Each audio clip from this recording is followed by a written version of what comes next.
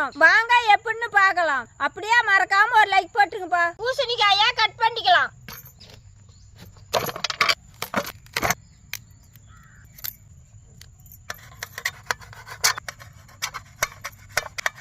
அறுபத்தஞ்சுக்கு தேவையான மசாலா ரெடி பண்ணிக்கலாம். அரிசி மாவு, சோள மாவு, மிளகாய் தூள், கரம் மசாலா, தேவையான அளவு தூள் உப்பு போட்டுக்கலாம். லைட்டாக தண்ணி தெளிச்சு பேஞ்சிக்கலாம்.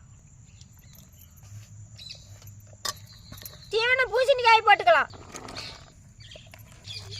மசாலாலேயே ஒரு அரை மணி நேரம் ஊறட்டும். மரிச்ச எண்ணெய் ஊற்றிக்கலாம்.